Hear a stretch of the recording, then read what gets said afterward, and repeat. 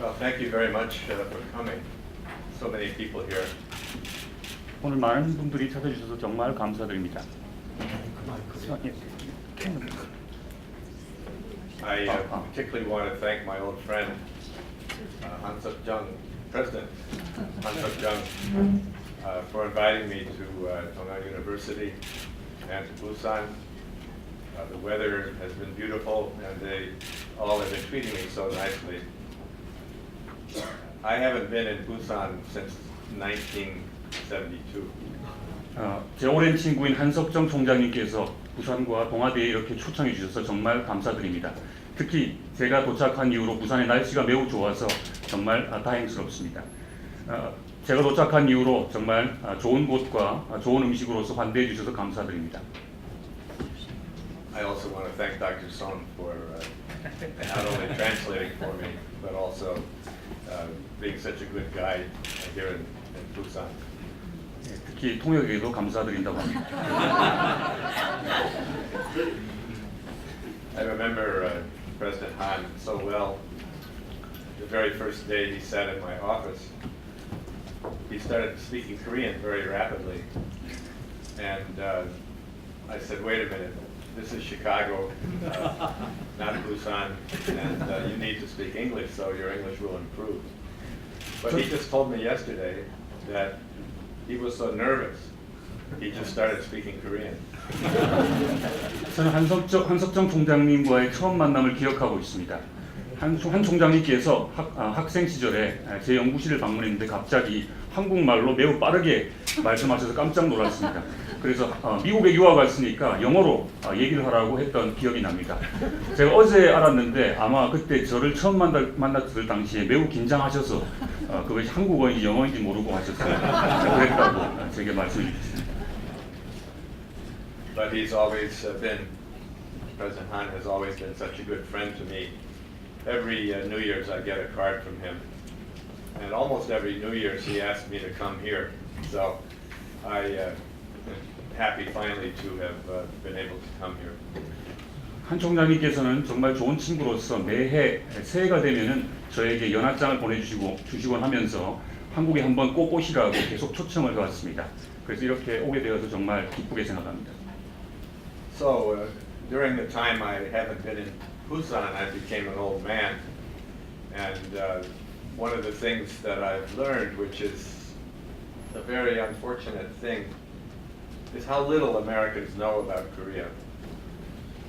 제가 이렇게 나이를 먹고 한국에 찾아와서 하나도 발견하게 된 것은 미국 사람들이 한국에 대해서 정말 모른다는 사실을 또 한 번 느끼게 됩니다. This probably begins with our President Trump, but it includes people of all walks of life. I was on an elevator going to the airport. The elevator operator said, "Where are you going?" And I said, "Well, I'm going to Korea and then to Hong Kong." And there was a pause, and then she said, "Oh, Hong Kong, Korea, how nice." 물론 트럼프 대통령은 말할 것도 없이 모든 계층의 미국 사람들은 한국에 대해서 잘 모르고 있습니다. 제가 이 여행을 위해서 공항에 가기 위해서 엘리베이터를 탔을 때 한 아주머니께서 제게 물어봤습니다. 어디로 가십니까? 라고 물어봐서 제가 한국과 홍콩을 들을 예정입니다라고 물으니까 한국, 홍콩 아주 좋은 곳이죠 하면서 한국과 홍콩을 구별 못하는 그런 일도 있었습니다. I met a North Korean in 1981 who had been to New York City on Olympic business, and he got in a cab, and the cab driver said, "Where are you from?" And the official said, "North Korea." And the driver said, "Is that where the police are beating up on the students?" 1981년 제가 한 에피소드 들려드리자면은 택시기사가 북한 올림픽 관료를 태우게 되었습니다. 그때 택시기사가 당연히 어디로 가십니까? 어디에서 오셨습니까? 라고 이제 질문을 하니까 이분이 북한에서 저는 왔습니다라고 하니 거기가 학생들을 정부 관료들이 학생들을 때리는 곳입니까? 라고 이제 하더군요. So the North Korean official said, "No, that's not my country. That's South Korea." 아니요, 거기는 북한이 아니라 한국입니다라고 대답을 했습니다. And the driver said, I hate those communists. 그러니 택시 기사가 난 그런 거기에 있는 정말 공산주의자들이 정말 싫다라고 이제 대답을 했습니다. But the North Korean official called this amnesia, and he thought it had a bright side, that because Americans didn't know much or remember much about Korea, relations between the U.S. and the DPRK could become easier. 근데 북한 관리는 이걸 갖다가 좀 좋은 기회로 생각을 하고 이걸 망각이라고 불렀습니다. 왜냐하면은 좋은 측면에서 보자면 미국과 북한의 관계가 좀 더 좋아질 수 있는 기회가 될 수 있다고 생각했기 때문입니다. CNN TV actually started interviewing people in the streets, showing a map of the world and asking them where is North Korea. None of them could find North Korea. Some of them put it in South America. CNN에서 거리로 나가서 미국 사람들에게 한국이 어디 있느냐라고 지도를 보여주면서 짚어보라고 하자 어떤 사람들도 한국이 어디 있는지를 잘 몰랐습니다. 어떤 분들은 남아메리카를 가리키면서 여기가 한국이다라고 말하는 경우도 있었습니다. Educated, well-informed Americans, as opposed to elevator operators, educated people often don't know basic facts. 제가 만났던 엘리베이터에서 만났던 그분 말고도 교육을 잘 받고 그리고 학력이 높은 분들도 한국에 대해서 잘 모르는 것이 지금 현실입니다. Some years ago, I was talking to a New York Times reporter, and he was unaware that the U.S. Had a military government in Korea from 1945 to 1948. 제가 일전에 만났던 뉴욕 타임즈의 기자조차도 1945년에서 48년까지 미군정이 한국에 있었다는 사실을 몰랐습니다. Just a few weeks ago, a New York Times reporter, I was talking with him and I mentioned the OSS, the Office of Strategic Services, the forerunner of the CIA, but I just said OSS and he had not heard of that. 몇 주 전에는 또 뉴욕 타임즈의 다른 기자를 만났는데 이분은 또 OSS, 즉 CIA의 전신이 되는 이 기관에 대해서도 전혀 모르고 있었습니다. I just visited the temporary Inchi Sudo that Lee Sung-man used here. I just went through that museum. It was the OSS that brought Syngman Rhee back to Korea on a secret intelligence mission in October 1945. 방금 전에 점심을 하고 나서 저는 동아대학교 뒤편에 있는 임시수도 기념관을 갔다 왔습니다. 바로 그곳이 이승만 대통령이 임시로 거주하던 곳인데요. 바로 OSS라고 하는 이 단체에서 이승만 대통령 한국으로 데려오게 됩니다. Perhaps the most amazing thing to me is that Donald Rumsfeld, who has twice been the Secretary of Defense, when he came into the Pentagon in 2001, he didn't know there were 40,000 American troops in South Korea. 또 한 가지 중요한 점은 국방장관을 두 차례나 지냈던 도널드 럼스펠드 전 국방장관조차도 국방장관이 취임했을 때 한국에 4만여 명의 미군이 있다는 사실조차도 몰랐습니다. This is, of course, General MacArthur and his airplane, the Bataan. The Bataan was the airplane that Lee Sung-man took from Tokyo to Seoul. 여기 보시는 사진이 바로 맥아더 장군과 그의 비행기 바탄 비행기인데 바로 이 비행기를 타고 이승만 대통령이 일본에서 한국으로 오게 됩니다. And here he is speaking to a crowd in Seoul in October 20th, 1945. That's General John Hodge to his right. 그리고 이 사진에서 보다시피 이승만 대통령이 1948년에 존 하지 장군 옆에서 면서를 하고 있는 장면입니다. The fundamental problem is that the U.S. is a large empire and it has to pay attention to dozens of countries on a daily basis. 기본적인 사실은 미국이 매우 큰 제국이기 때문에 수십 개국에 대해서 관심을 쏟아야 하는 입장에 있다는 사실입니다. North Korea and its history involve preeminently two countries, Japan and the United States. As you all know, they tried to ignore South Korea or pretend that it's a puppet of the United States. 북한 역사에서 아주 중요한 나라로는 일본과 그리고 미국이 있습니다. 그리고 한국에 대해서는 북한이 의도적으로 무시하려는 경향을 보이고 있습니다.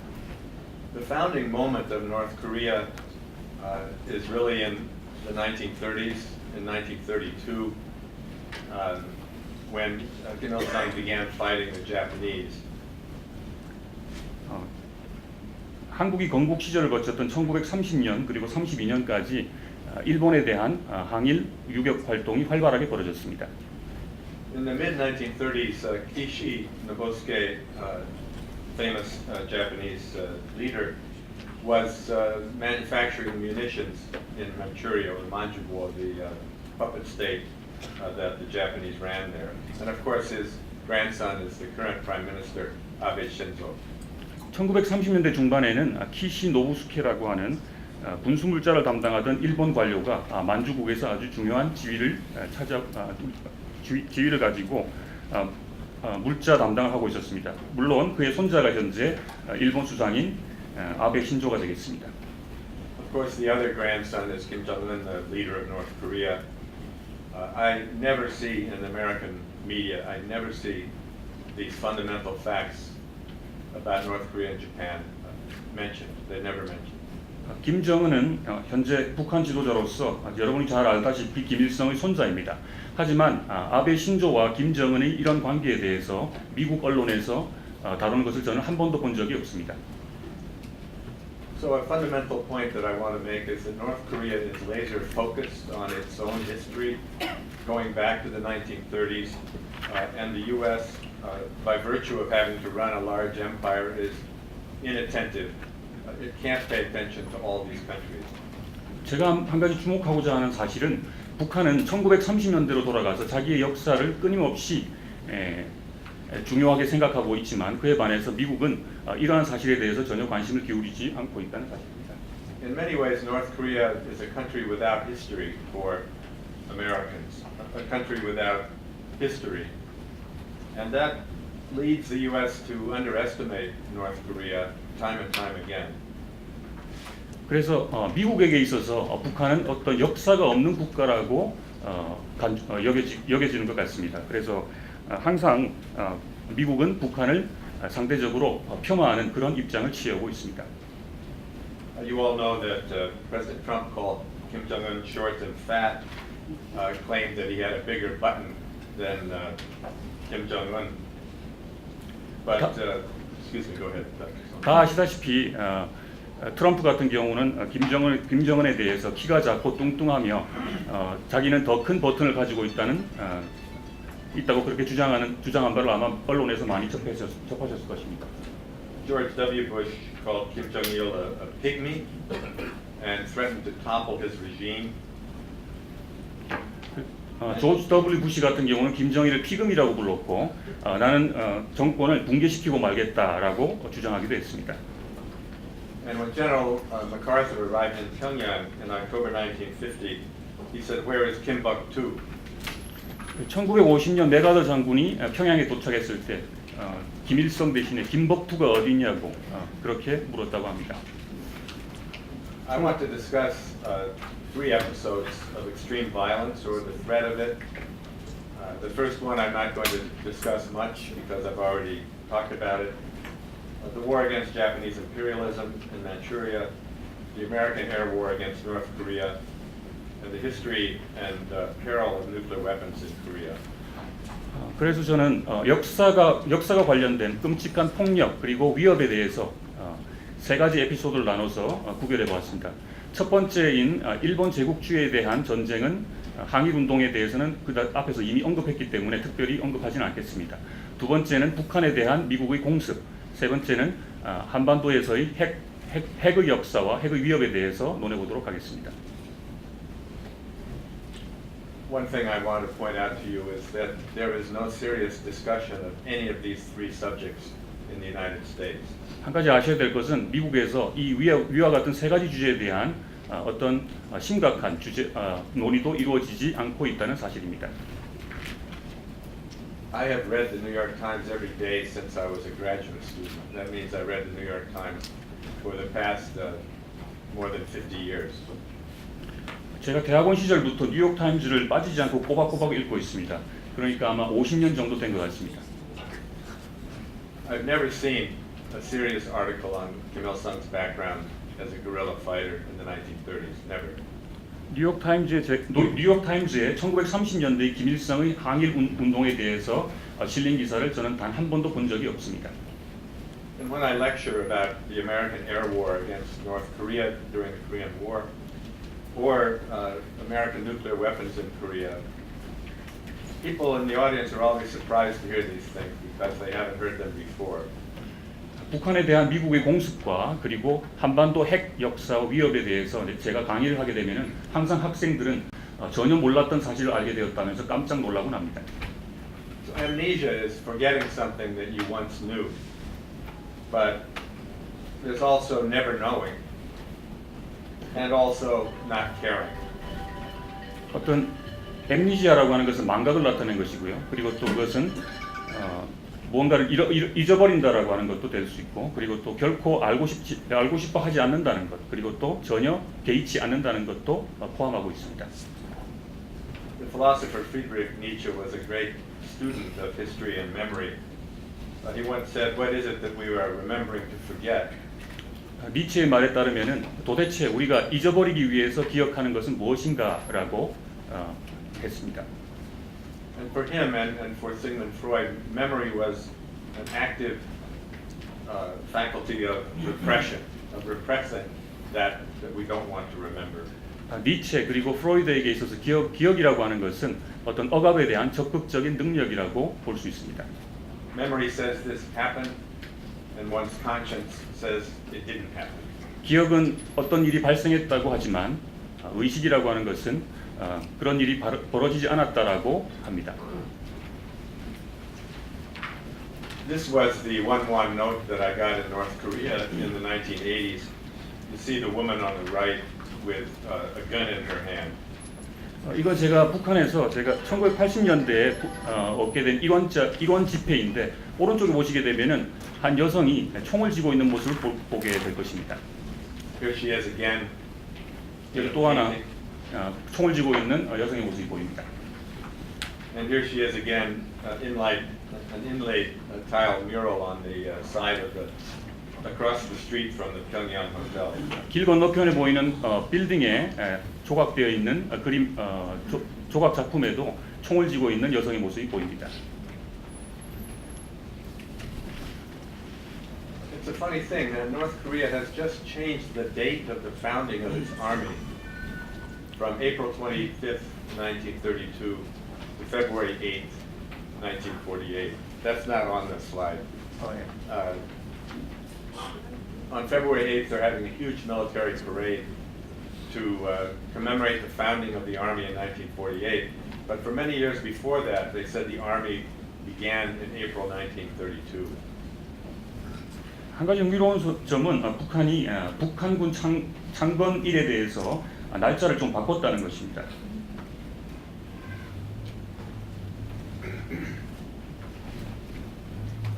Here I'm relying on Han Hong-gu's research, a South Korean historian, who did a very fine dissertation that came out in 1999. And he found out that Koreans were 80 or 90% of the so-called Chinese Communist Party in Manchuria. 한홍구 학자에 의한 연구가 매우 흥미로운데요. 1999년에 발표한 논문에 따르면은 한국인들이 중국 공산당의 80에서 90%를 차지하고 있었다고 밝히고 있습니다. I've already talked about Kishi and Abe. Tojo Hideki was provost marshal in Manchukuo during these years. 제가 이미 기시와 아베의 관계에 대해서 이미 앞에서 설명했는데요. 그리고 도조 히데키 역시 만주국에서 헌병대 사령관을 당시에 지내고 있었습니다. There's a very good book by Chung-Shik Lee, Lee Chung-Shik, called Counterinsurgency in Manchuria, which you should all read it because it shows the vicious, diabolical tortures and techniques of making people confess that the Japanese used when they captured guerrillas in that time. 이정식 학자에 의해서 쓰여진 항일 유격대 활동에 대한 아주 훌륭한 책이 있습니다. 여기서 이 책에서 발견할 수 있는 내용은 고문 그리고 학대 그리고 한국 유격대를 잡아와서 어떻게 괴롭혔는지에 대한 아주 상세한 보고가 실려 있습니다. The Japanese destroyed villages by the hundreds and then concentrated villagers in so-called concentrated villages, something the U.S. used later in Vietnam. 일본군들은 수백 명의 주민들을 학살하기도 했고 그리고 수용소 같은 마을을 만들어서 가둬놓기도 했습니다. 이러한 것들을 미국이 보고 배워서 나중에 베트남전에서 써먹게 됩니다. Let me finish this slide by just saying that the Japanese even used bacteriological warfare against Chinese and Koreans in Manchuria, and when they needed somebody new to experiment on, they would call the jails and say, "Send me a communist." 한 가지 또 마지막 슬라이드 아까 놓치신 부분을 좀 덧붙여드리자면은 일본이 생화학 실험을 통해서 중국 그리고 한국, 만주에 있는 사람들을 실험 대상으로 삼았다는 점입니다. 그리고 또 이러한 생물학 전쟁에서 공산주의자가 나타나면 우리한테 보내라라고 하는 그런 만행도 저질렀습니다.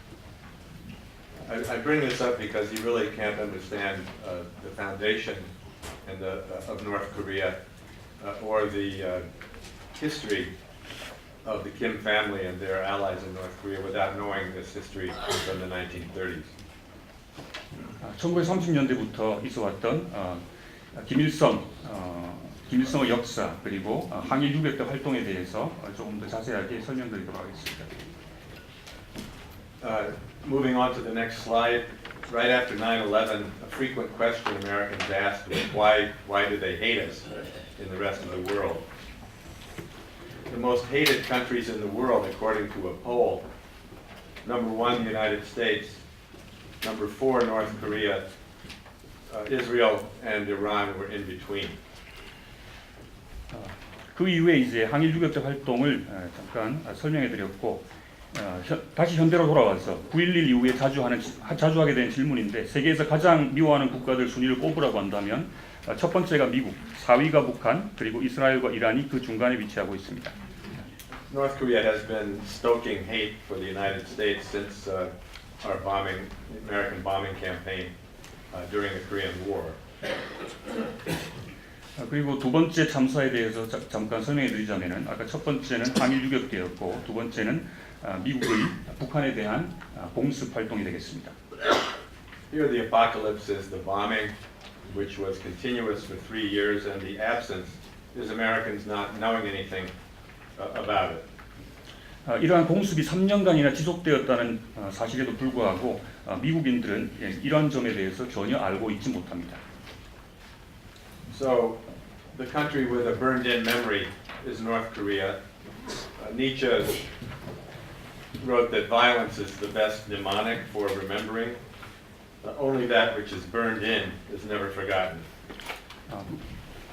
북한은 불로 새긴 기억을 간직한 국가라고 할 수 있겠습니다. 이것은 니체의 폭력이 최상의 기억법이라고 말했을 때 불로 새긴 것만이 결코 잊혀지지 않는다는 것을 의미할 때와 같습니다. All this happened 65 years ago, but how can it not continue to affect American relations with the DPRK? 이런 모든 일들이 65년 전에 벌어졌지만 북한과 미국의 관계에 계속해서 영향을 미치고 있습니다. The next slide is a cartoon by a famous American cartoonist. 책 30쪽에 보시면 아마 그림이 한 장 나와 있는데요. 이것은 아주 유명한 만화 작가가 그린 작품이 되겠습니다.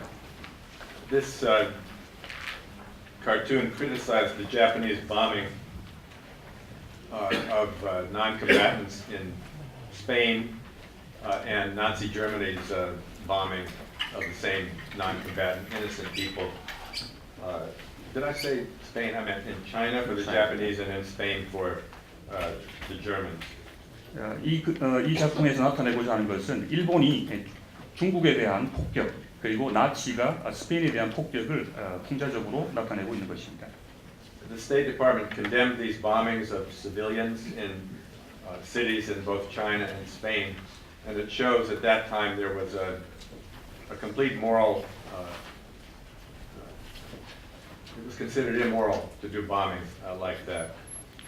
당시의 국무부에서는 중국과 스페인에서 벌어진 이러한 폭격에 대해서 굉장한 비난을 가했습니다. 그것이 부도덕한 이유에서 그런 비난을 가하게 된 것이죠. if we look at the next slide, the scale of destruction in North Korea was worse than Germany and Japan during World War II, according to U.S. Air Force estimates.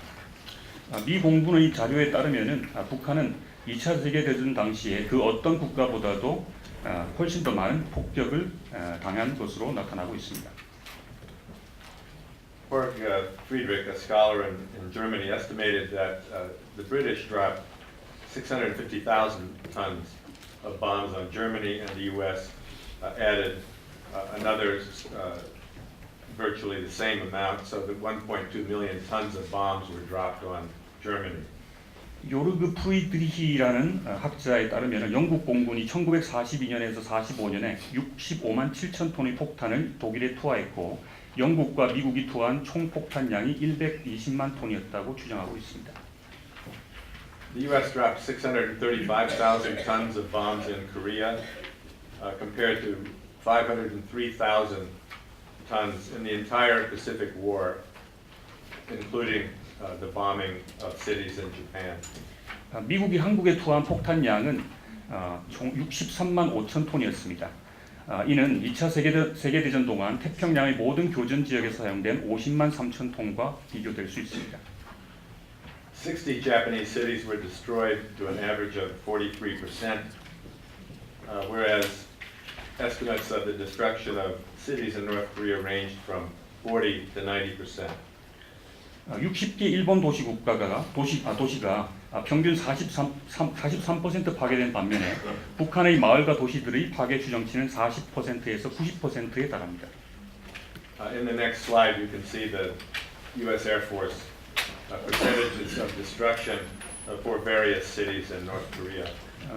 다음 슬라이드에서 보여준 장면은 미국에 의한 북한의 공습 장면이 담긴 것인데요. 대부분의 북한 도시가 파괴된 모습을 볼 수 있을 것입니다. I'm going to skip this particular slide. 슬라이드는 보여드릴 수가 없어서 좀 넘어가도록 하겠습니다. This is Pyongyang. The next photo is Pyongyang at the end of the war. The next one is Wonsan, completely flattened, both by aerial bombing and by U.S. naval ships that kept shelling Wonsan for 3 years. 폭격이 끝나고 나서의 장면들을 슬라이드에 많이 담았는데 특히 원산 같은 경우는 완전히 폭격을 당해서 거의 형체조차 찾아볼 수 없는 모습을 보여주고 있습니다. This book, North Korea Caught in Time, has lots of photos of the bombing and the aftermath of the war in Northern Korea, North Korea. 그리고 그 다음 슬라이드 역시 시간에 갇혀 있는 북한 주민들의 모습을 한번 담아보았습니다. 한국 전쟁 동안 많은 파괴와 폭발로 인해서 북한 주민들이 어떤 고통을 겪었는지를 사진들은 보여주고 있습니다. On the next slide, you see another photo of Pyongyang completely destroyed at the end of the war. 또 다른 사진 역시 전쟁 이후에 파괴된 평양의 모습을 보여주고 있습니다. And the next photo is the kind of a dugout, underground dugout that people lived in during this bombing. 그리고 또 다른 사진에서는 지하 땅굴처럼 파여져 있는 집에 살고 있는 북한 주민들의 모습을 보여주고 있습니다. This is a woman trying to find a relative, and you can see the blasted terrain. 35쪽에 보시면은 한 여성 여인분께서 잃어버린 친척분들을 찾느라고 울부짖고 있는 모습을 보실 수 있겠습니다. This is a photo from 1957 in downtown Pyongyang, where they're still rebuilding, much of it being done by hand. 35쪽 하단에 보시는 사진은 1957년 북한이 전쟁 복구를 하는 모습을 담고 있습니다. Again, 1957, the great filmmaker and photographer in France, Chris Marker, took these photos when he visited North Korea in 1957. 그리고 36쪽부터는 프랑스 유명한 사진 작가 크리스 마크라고 하는 프랑스 유명 작가가 평양의 모습을 담은 사진들입니다. This is a little girl in 1957 in front of the government building that is still in the center of Pyongyang. 그리고 36쪽 하단에 보시면은 아주 어린 꼬마 소녀가 있는 장면을 1957년 사진에서 담고 있습니다. This is the Chungangcheong in Seoul after the war. You can see that it was burned and damaged, but it was not flattened. And generally, the bombing in South Korea was much less than in North Korea. 37쪽 상단에 보시면은 남한에 위치하고 있던 중앙섬의 모습을 보실 수 있겠는데요. 약간 불탄 흔적을 보실 수 있겠지만 완전히 파괴된 것은 아닙니다. 이 사진을 미루어 보건대 남한보다는 북한에 훨씬 더 많은 공습이 가해졌다는 사실을 알 수 있습니다. This is another Chris Marker photo of widows. I think a mother and daughter and a granddaughter. Widows were extremely numerous in North Korea, as were orphans. 37쪽 하단에 보시면은 크리스 마크의 또 다른 사진을 보실 수 있습니다. 여기서 보면은 과부들의 모습을 볼 수 있는데요. 북한에서 당시 전쟁으로 인한 많은 과부들이 있었음을 알 수 있습니다. As I said earlier, most Americans have no idea that the U.S. had nuclear weapons in South Korea from 1958 to 1991. The decision was made in 1957, but the weapons were not installed until 1958. 많은 사람들이 또 하나 모르고 있는 사실은 1957년부터 1991년까지 남한에 핵무기들이 배치되었다는 사실입니다. 시작된 것은 그 사실을 결정한 것은 1957년이고 남반도에 배치된 것은 1958년부터라고 할 수 있겠습니다. When you look at discussions on the National Security Council, the officials were aware that they were breaking the armistice agreement. Section 13D would never allow nuclear weapons to be put into either South Korea or North Korea. 이는 정전 협정문 10상한 리을에 해당하는 양측이 새로운 종류의 무기들을 한반도에 들여오는 것을 제한하고 있다라고 하는 사항을 위반하는 것입니다. In early 1958, the U.S. put nuclear cannons, Honest John missiles, and Matador cruise missiles into South Korea. 1958년 1월 미국이 280mm 핵 대포와 핵이 장착된 어니스트 존 미사일을 한국에 배치하게 됩니다.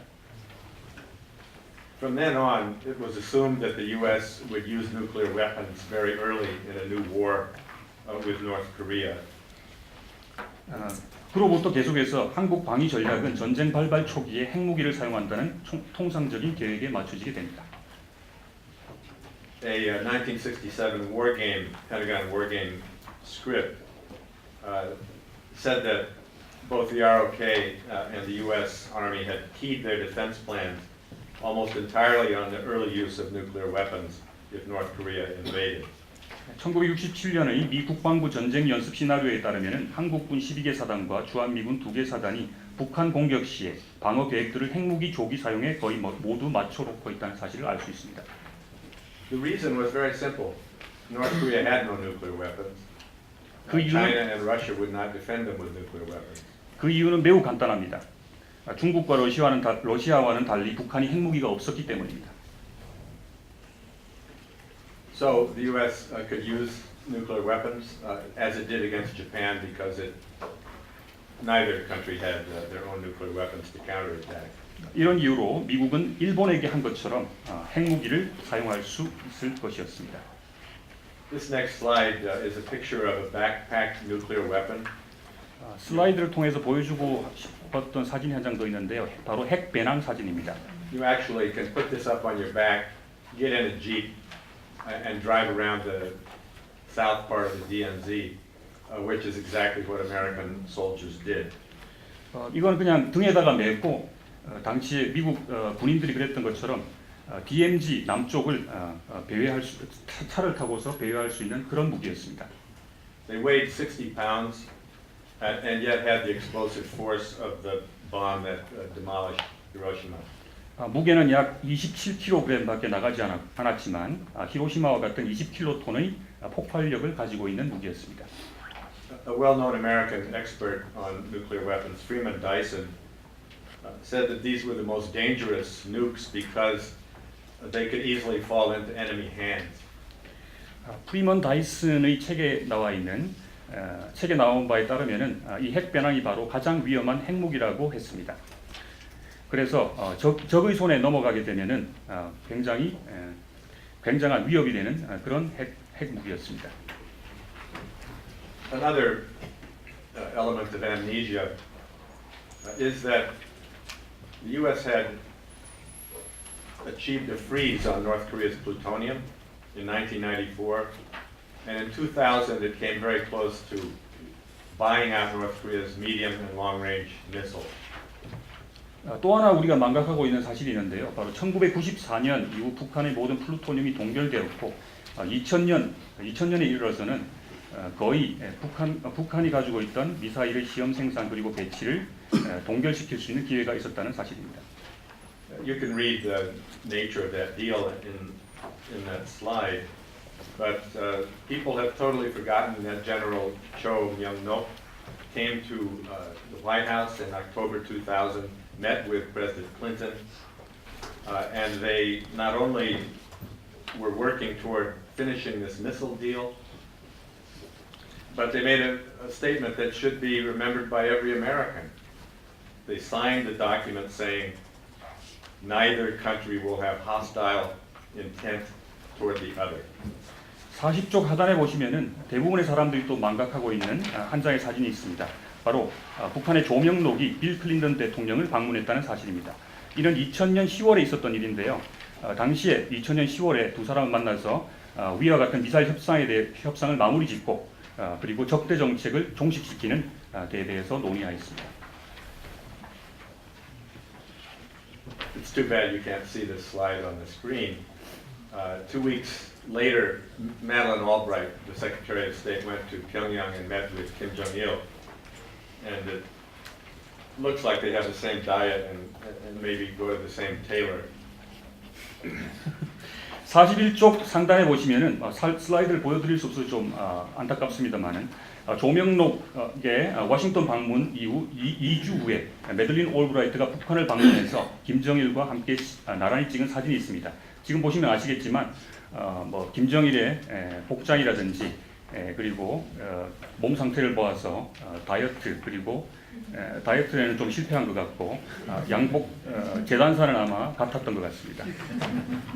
I think Kim Jong-il was also happy to meet a statesperson that was shorter than he was. 또 김정일이 아마 자기보다 키 작은 미국 관료를 만나서 아마 기뻤을 거라고 저는 생각합니다. The next slide is a trajectory of a North Korean missile. 41쪽 하단에 보시면은 이것은 북한이 쏘아 올린 미사일의 궤적을 보여주고 있습니다. And this bad slide, the next one is a mobile launching pad for a North Korean missile. 42쪽 상단에는 이동식 미사일 장착 장치를 보여주고 있습니다. And the next slide is what some South Koreans think about all this. They're not very happy with Kim Jong-il and his missiles back some 15 years ago. 42쪽에 보시면은 김정일의 미사일 실험 그리고 북한의 행동에 대해서 못마땅해하는 한국에서 항의를 하고 있는 시위 모습을 보여주고 있습니다. Of course, at the end of 2000, the United States had an election that ended up in the Supreme Court, and the Supreme Court decided 5-4 that George Bush would be president. 2000년 말에 미 대선에서 부시가 50명 당선되는 그런 경우가 발생했는데요. 이는 부시가 선거에서는 졌지만 대법원의 판결인 5대4 투표로 인해서 대통령직을 인정받게 됩니다. Bush lost the election by 500,000 votes. Trump lost the election by almost 3 million votes. But because we have an antique system called the Electoral College, both Bush and Trump became president. 부시는 50만 표 차이로 선거에서 졌고 그리고 트럼프는 300만 표 정도의 차이로 선거에서 지게 됩니다. 하지만 미국의 선거 제도는 선거인단에 의한 선거이기 때문에 선거에 이기는 것과 관계없는 그런 결과가 나오게 된 것입니다. Bush very quickly rejected the missile deal. Soon North Korea was in the axis of evil. By September 2002, it was the object of preemptive attack. 그래서 부시는 취임한 이후에 미사일 협상을 거부하게 되고 김대중 대통령의 정책을 거부하게 됩니다. 그래서 북한이 악의 축에 포함되며 북한이 선제 공격의 대상이 되게 되는 것이죠. And then a few months later, Iraq was invaded. Saddam Hussein was overthrown. And if you read the North Korean press at this time, they're saying over and over and over again, if Saddam Hussein had a nuclear weapon, he'd still be in power. But he was overthrown. That won't happen to us. 몇 달 후에는 이라크 침공이 벌어지고 사담 후세인 정권이 붕괴됩니다. 아마 그때 당시 미국 언론을 보시게 되면은 사담 후세인이 대량 살상 무기를 가지고 있으면서도 대통령직을 계속 수행한 대통령직 즉 권력을 유지하고 있는 데 대한 많은 보도가 있었습니다. I bring this history up, which is buried in the United States, because President Trump has said many times his predecessors, Bush, Clinton, Obama, they all messed up on North Korea. They're all stupid. So only Donald Trump is going to handle this problem. 도널드 트럼프 같은 경우는 조지 W 부시 그리고 클린턴, 조지 W 부시 그리고 오바마가 모두 대북 정책에 실패했다고 생각하며 오로지 트럼프만이 이 문제를 해결할 수 있다고 하는 내용을 아마 언론 보도에서도 보셨을 것입니다. It's hard to have amnesia about a war that you never really knew. 알려지지 않은 역사를 잃어버리기는 매우 힘듭니다. The Korean War occurred in the United States, or occurred at the time of the worst political repression in American history in the 20th century, and it's completely forgotten that Joseph McCarthy began his McCarthyism in February 1950 by attacking Truman's policy toward Korea. 한국 전쟁은 20세기 미국 역사상 최악의 정치적 억압 기간 동안에 발생했습니다. 이 사실 역시 매우 망각되어 있는 사실 중에 하나인데요. 조 메카시가 이렇게 한국을 시작으로 활동했다는 것입니다. So you had McCarthyism during the entire 3 years of the Korean War. Censorship after the first several months of the Korean War. Great books like Reginald Thompson's Cry Korea were banned in the United States. 조 메카시가 한국 전쟁 기간 동안이었던 3년 동안 활동을 했으며 그리고 또 한국 전쟁이 발발한 이후 몇 달 후 만에 바로 공식적인 검열하에서 전투가 치러지게 됩니다. 그리고 또 레지널드 톰슨의 유명한 책인 한국의 통곡 같은 훌륭한 책들이 미국에서 금서로 지정되게 됩니다. So it wasn't a television war like Vietnam, it was not seen, but because it went badly very quickly, it became unpopular, a deeply unpopular war, soon as unpopular as the Vietnam War. 한국 전쟁은 베트남 전처럼 TV 전쟁이 아니어서 보여지지 않았습니다. 1951년 중반까지는 매우 인기가 없었던 전쟁이었고 트루먼이 재선에 도전하지 않기로 결정하게 됩니다. Truman could have run again for president in 1952, but like Lyndon Johnson in 1968, he decided not to run because he was so unpopular. 트루먼은 재선에 도전할 수 있었지만 1952년에 그렇게 하지 않았고 이것은 1968년에 존슨이 그렇게 하지 않은 것과 같았습니다. 매우 인기가 없었기 때문이죠. The huge controversy that developed after Truman fired MacArthur turned the verdict on the war into a partisan political battle. 그리고 또 트루먼이 맥아더 장군을 해임하고 난 이후에 트루먼과 맥아더의 논쟁이 한국 전쟁에 대한 매우 당파적인 정쟁으로 변질되게 됩니다. So it ended up being buried with two different epitaphs. A limited war was what Truman and many Democrats called it, whereas MacArthur's statement, no substitute for victory, was basically the Republican position, and most Americans turned away and forgot about this war. 따라서 한국 전쟁은 상반된 묘비명을 가진 채 기억 속에 묻혀지고 맙니다. 즉 트루먼과 같은 민주당원들은 국지전이라고 부르기를 원했지만 메가더와 같은 공화당원들은 승리의 대체물은 없다라고 주장을 하게 되는 것이죠. 그래서 이런 논쟁 가운데서 미국인들은 이 문제에 대해서 고개를 돌려버리게 됩니다.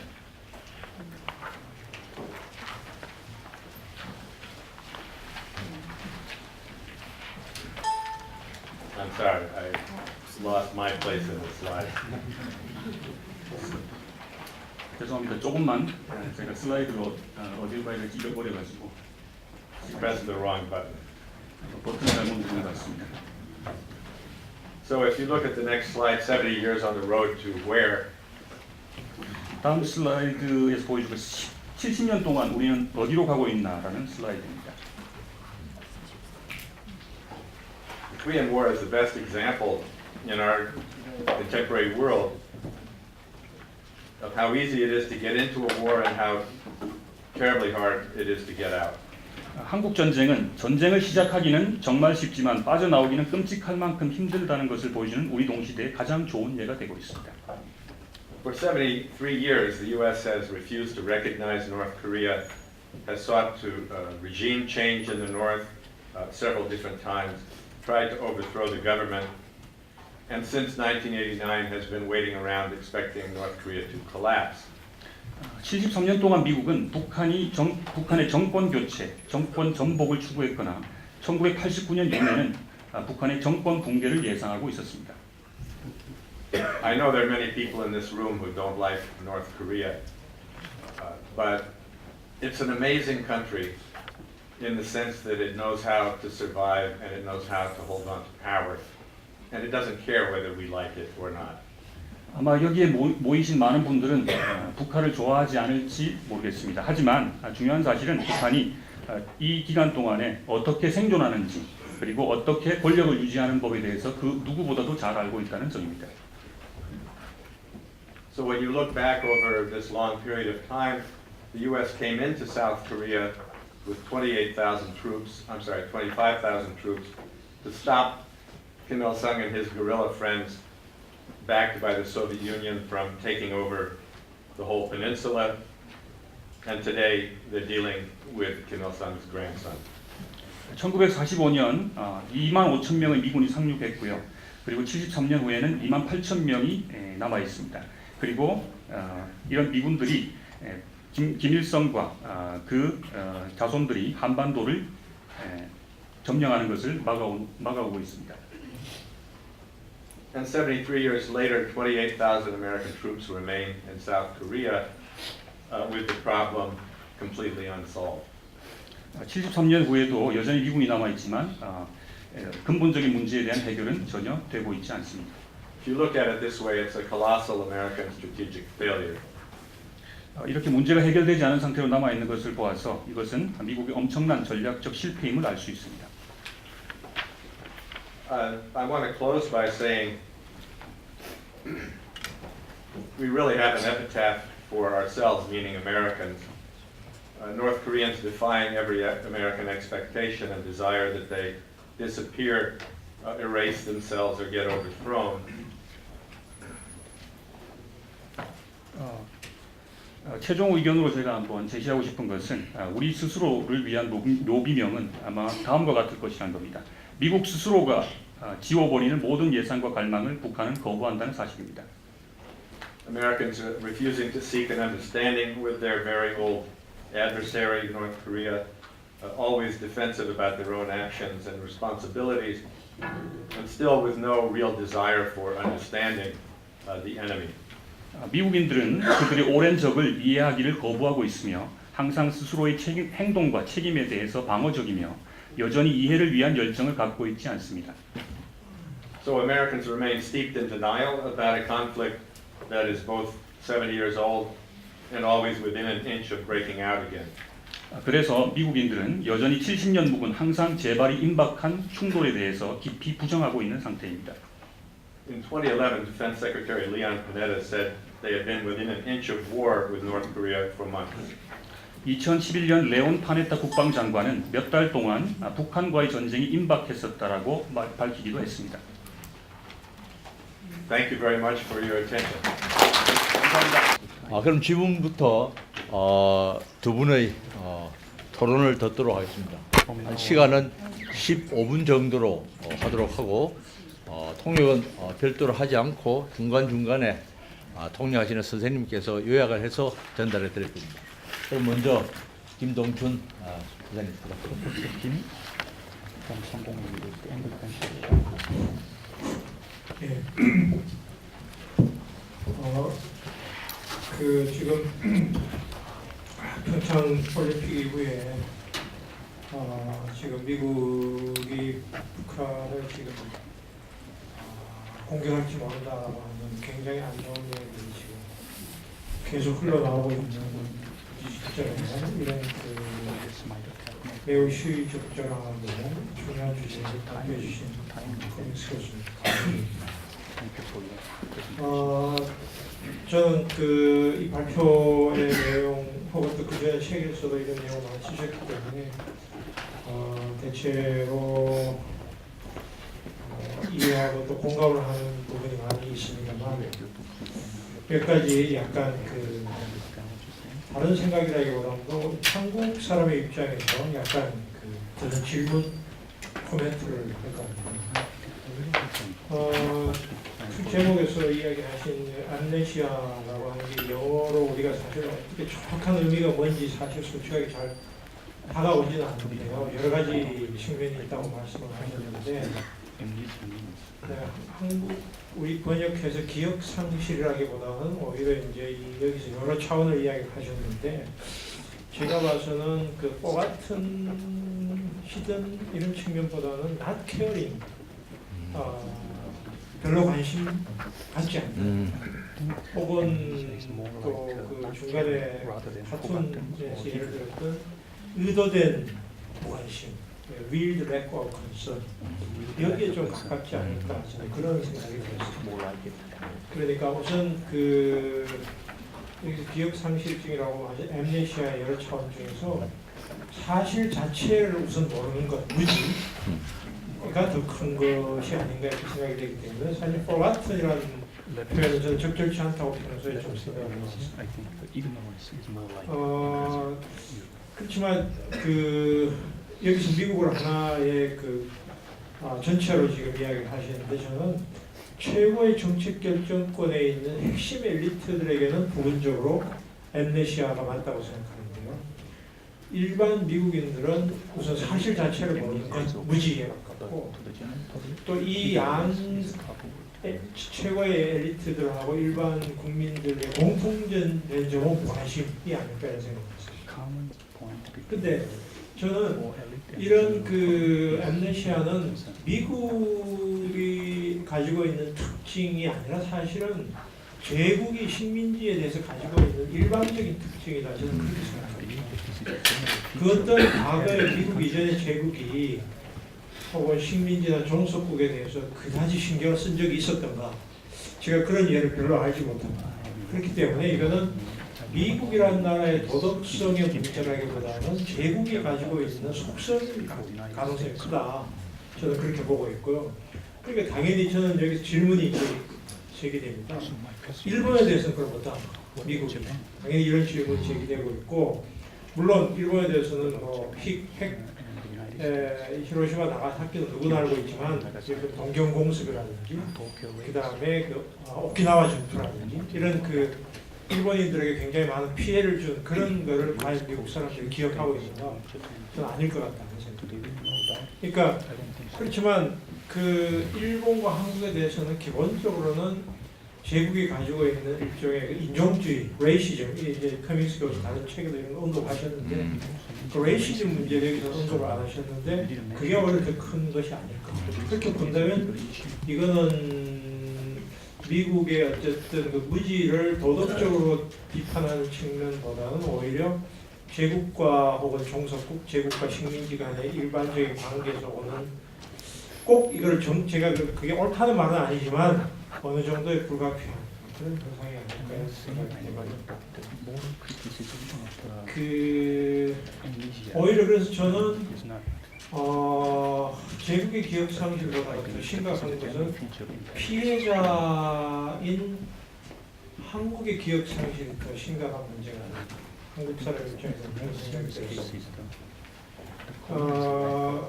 왜냐하면은 이 모든 제국주의 국가는 여기 떠날 때 언제나 과거의 종속국이나 식민지였던 나라들에게 분열의 씨앗을 남겨놓고 떠나고 또 이 세력들이 나중에 서로 간에 이제 갈등과 전쟁을 일으켜서 45년 이후에 대체로 피비린내 나는 내부에 이제 내전이 일어나게 되고 대표적인 예가 인도하고 파키스탄 같은 경우고 어쩌면 한반도도 일본이 떠나면서 사실은 소위 말해서 친일파와 이 독립운동하는 사람들을 결국 전쟁 상태로 몰아넣는 과정이 아니었습니다.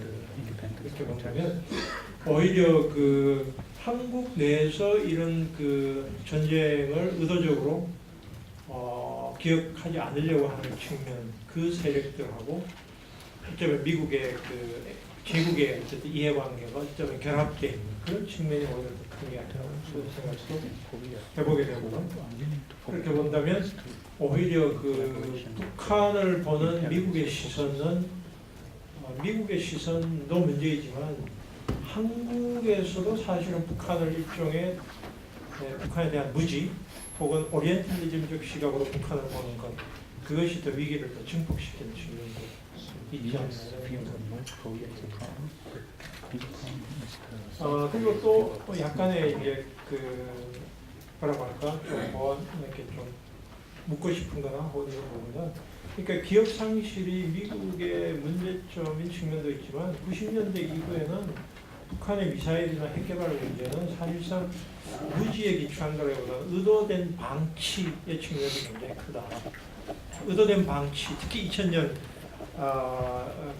미사일 타결을 직전까지 갔다가 정권이 바뀌면서 이걸 완전히 뭉개버리는 과정이었는데 그 이후에 북한과 미국의 긴장 관계라고 하는 것은 무지에 기초한 것이라기보다는 어쩌면 의도된 방치고 사실 대다수의 미국의 시민권자들은 이 의도된 방치에 사실상 어느 정도 조정되고 있는 그런 측면이 더 크지 않나. 그래서 오히려 지금의 시점에서 한국은 이런 의도된 방치의 측면에 우리가 더 주목을 해야지 미국의 시민들의 북한에 대한 무지를 질타하는 것이 과연 현재의 북한 핵위기를 해결하는 데 도움이 될까? 이런 질문을 하게 됩니다.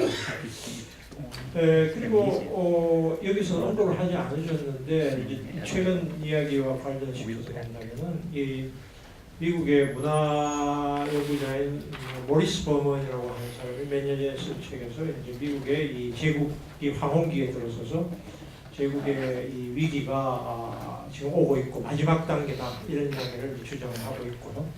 촘스키가 또 이 트럼프의 당시는 바로 미 제국의 붕괴를 더 촉진시키는 일종의 자기 파괴, 자살적인 그런 측면이 있다고 이야기하셨는데 이 모리스 버먼이 주장하는 것에 의하면 바로 미국의 가지고 있는 기본적인 특징으로서 몇 가지를 지적하고 있는데 그 중에 대표적인 것이 무관심, 타국에 대한 절대적 무관심, 그리고 무지, 그 다음에 타인의 고통에 대한 공감의 절대적 결핍 이런 세 가지를 미국의 도덕적 붕괴한 굉장히 중요한 징후로 들고 있습니다.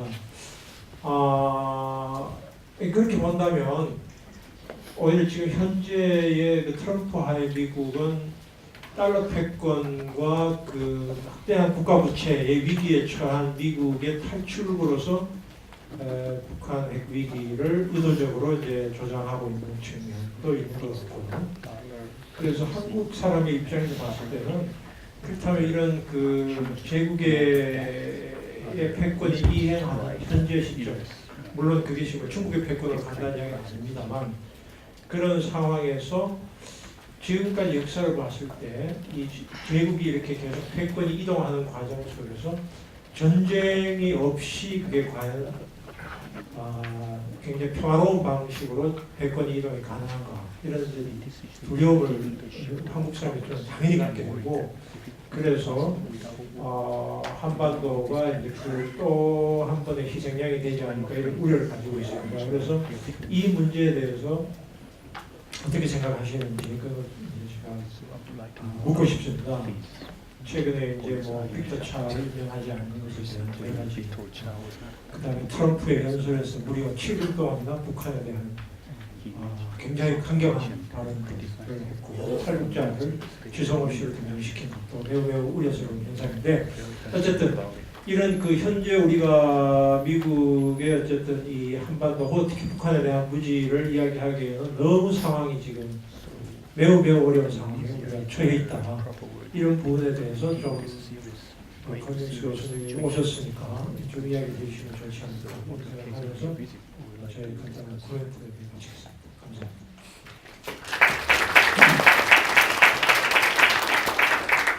감사합니다.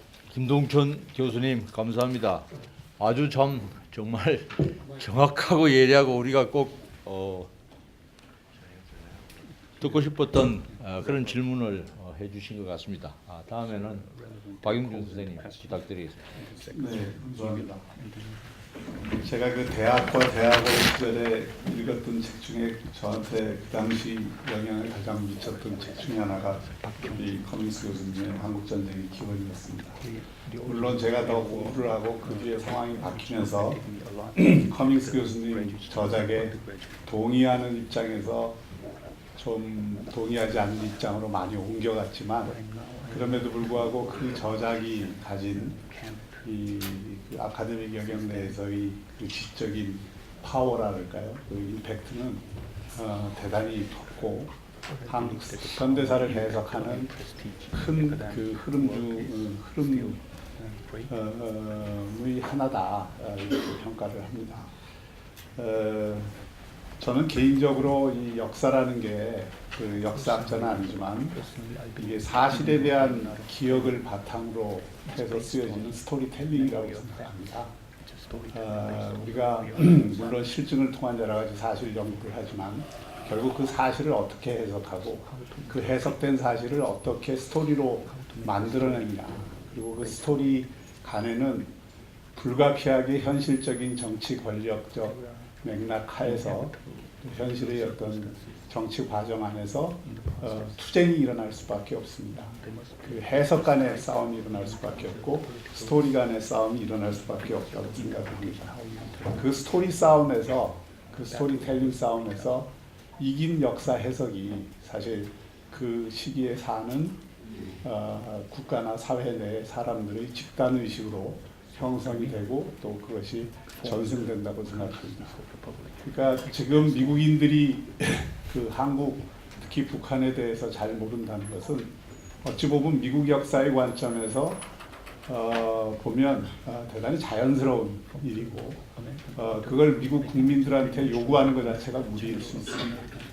물론 미국의 정책 위반자들이나 지식인들은 북한을 좀 더 잘 이해함으로써 자신들이 어떤 정책 결정을 하는데 훨씬 더 유연하고 훨씬 더 포괄적이고 훨씬 더 심층적인 판단을 할 수 있는 근거는 되겠지만, 미국이 북한을 알고 모르고의 문제가 아니라 미국이 생각하는 역사에 대한 스토리텔링과 북한이 생각하는 역사에 대한 스토리텔링이 근원적으로 다를 수밖에 없고, 그 안에는 그 이미 전쟁을 포함해서 엄청난 그 투쟁의 역사 속에서 서로 형성된 것이기 때문에 그것을 어떤 이 모든 걸 다시 그 평면적인 수준에서 평균적으로 그 균형대 위에 올려놓는 것은 불가능하다고 생각합니다. 다만 커밍스 교수님이 해주신 역할은 그 역사의 과정에서나 잊혀지거나 감추어진, 묻혀진 이야기를 드러내는, 그러므로 해서 역사에 대한 재해석을 가능하게 한 계기를 만들어줬다는 점에서 평가를 받을 수가 있을 것 같습니다.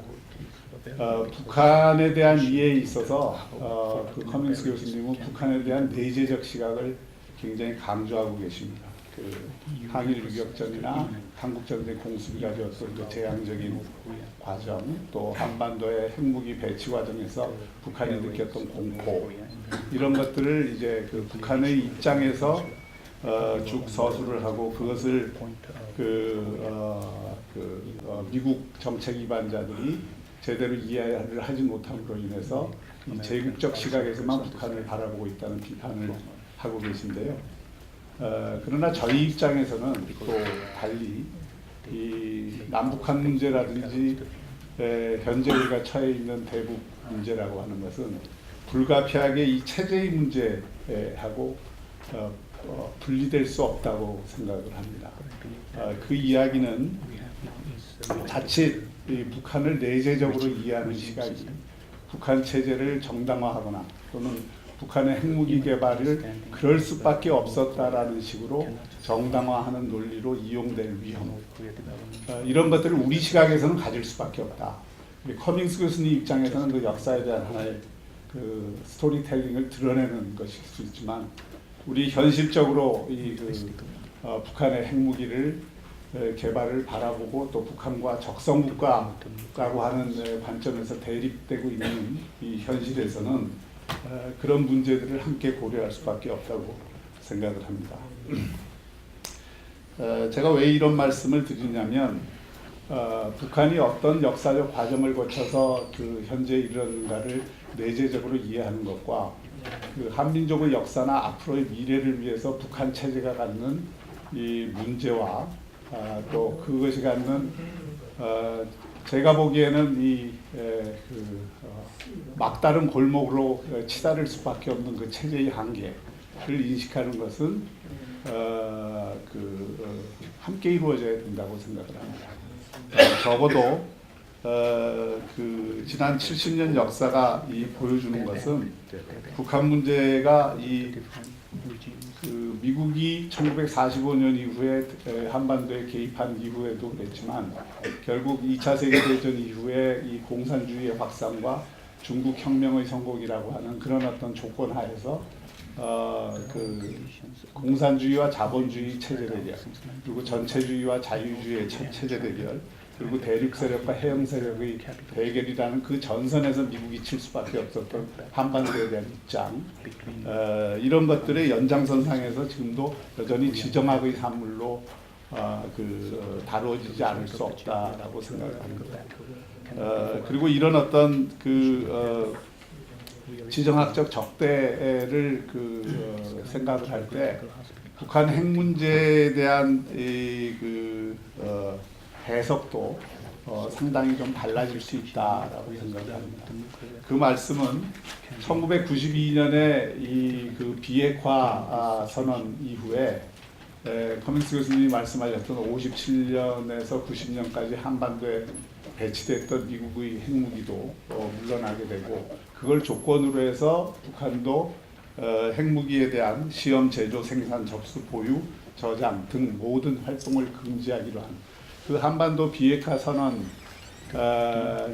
사실 오늘까지도 한반도에서 가장 비핵화 평화를 가져올 수 있는 유효한 선언으로서 기능할 수 있었던 것이라고 생각합니다. 그런데 그것이 지켜지지 않았습니다. 그런데 그 원인을 두고 또 저는 스토리텔링의 투쟁이 일어나고 있다고 생각합니다. 한쪽에서는 북한의 입장에서는 미국이 북한에게 약속한 것을 제대로 지키지 않았기 때문에, 또 북한이 체제 위협을 받고 있기 때문에 핵 개발을 계속할 수 없었다는 논리로 맞서고 있는 것이고, 미국은 북한이 그런 약속에도 불구하고 자신들이 어떤 이유에서 관계없이 그 핵무기 개발을 다시 몰래 진행을 하고, 그것이 몇 번에 걸쳐서 발각이 됨으로써 북핵 위기가 표출이 되고, 그 북핵 위기가 표출되는 과정에서 남북 대화가 있었다 하더라도 그 핵무기 개발이라고 하는 그런 기본적인 과정을 포기하지 않음으로써, 그것은 미국의 입장에서는 미국의 전략적 이익에 심대하게 대립되는 것이기 때문에 그걸 용인하거나 또는 그것을 포용하는 미국의 한계를 끊임없이 자신의 입장으로 내세울 수밖에 없었습니다. 그런데 그런 어떤 과정에서 적어도 부시나 오바마 정부까지는 전략적 인내라고 하는 관점에서 이 북한에 대한 제재는 강화하지만 실질적으로 군사적 개입을 하는 또는 군사적 옵션에 대한 이 기획은 대단히 그 소극적으로 그 고려되었던 반면에 지금 이 국면은 어떤 면에서는 지금 50년대 이후에 가장 미국이 적극적으로 그런 군사적 옵션을 고려하는 그런 지점까지 왔다는 것이죠. 그래서 이런 어떤 시점에서 그 커밍스 교수님께서 그 북한에 대한 어떤 내재적 이해를 바탕으로 한 미국의 오판 또는 전략의 완전한 실패를 그 지적을 하고 계신 건데, 저는 그 문제와 동시에 제가 좀 여쭙고 싶은 것은 이것이 과연 미국의 오판이냐 아니면 북한의 오판이냐 하는 문제를 우리 입장에서는 제시하지 않을 수가 없다. 북한이 그게 공포심에 의해서든 자신들의 어떤 내부의 필요에 의해서든 자기 체제 유지를 위한 수단으로서든 또는 적화 통일을 위한 수단으로서든 핵무기를 포기하지 않고 그것을 유지하는 한 과연 미국의 오판을 막을 수 있겠는가? 그럼 우리 대한민국의 입장에서는 미국의 오판을 저지하는 것이 더 중요한지 북한의 오판을 저지하는 것이 더 중요한지, 어떤 입장에 서는 것이 이 핵 전쟁을 막는 전략인지. 우리 입장에서 보면은 미국의 전략적 이해라는 건 단지 북한만 바라보는 것이 아니라 전 세계 전략의 일부로서 기능하는 것이기 때문에 그 북한에 대한 내재적 이해가 어떤 거와 관계없이 작동할 가능성이 현실적 정치 맥락에서는 굉장히 높다고 생각합니다. 그렇다고 한다면은 북한의 오판을 미국의 세계 전략까지도 고려한, 또 지금의 미국의 그 북한에 대한 판단까지도 고려한 북한이 자기 생존 전략으로 또는 한반도의 전쟁을 막기 위한 대책으로서 자신의 생각을 바꾸지 않으면 안 된다라고 하는 이 현실적인 요구를 어떻게 수용하게 만들 것인가, 이게 우리에게 주어진 과제고 임무고, 그것이 한반도의 이 전쟁 위협을 어느 정도 저지할 수 있고 또 막을 수 있는 현실적인 방안이 아닌가 이렇게 생각을 해봅니다. 감사합니다.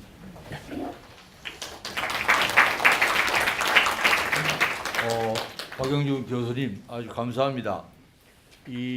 우리가 국제 관계에 있어서 서로 긴장이랄까 적대 관계에 있을 때 상대방을 어떻게 보느냐 할 때 이제 아주 우리가 중요한 시각으로 하나 떠오르는 게 그 내재적 입장이라는 겁니다.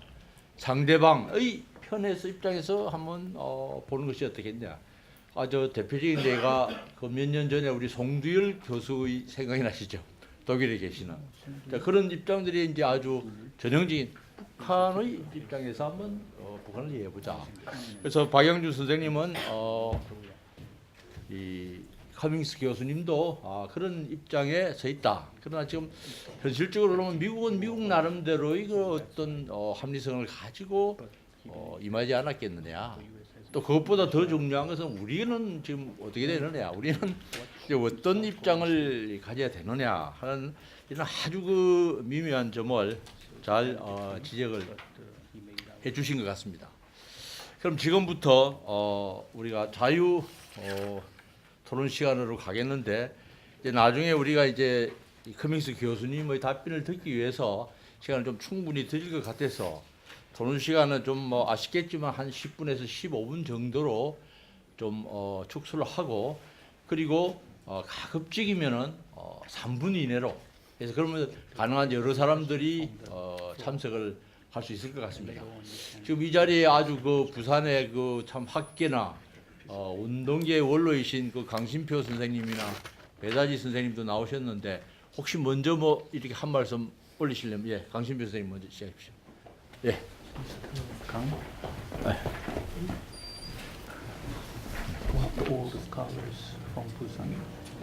예, 강행 선생님 반갑습니다. 선생님이 한국 전쟁에 대한 새로운 해석을 해가지고 한국의 지적 풍토가 완전히 바뀌었습니다. 이것은 굉장히 중요한 사건이고, 그것은 결국 오늘날의 촛불혁명으로까지 연결되면서 이른바 좌파 수정주의 정권이 들어오는 것까지 연결되는 큰 물결을 이렇게 수정했다는 점에서 아주 중요한 공헌을 하시고 영향을 준 게 아닌가 생각합니다. 그런데 저 지금 질문하고 싶은 게 뭐냐면 저는 1936년생이어서 일제시대 국민학교 일제하에서 3학년까지 공부하고 6.25 때 그 중학교 때 그 경기중학교 들어가 49년에 들어갔기 때문에 6.25 3개월 동안 인민군 치하에서 성호를 경험한 사람이고 그 이후에 4.19니 뭐 쭉 보았던 하나의 역사를 살아온 사람이기 때문에 선생님에게 질문하고 싶은 게 한 두 개 있습니다.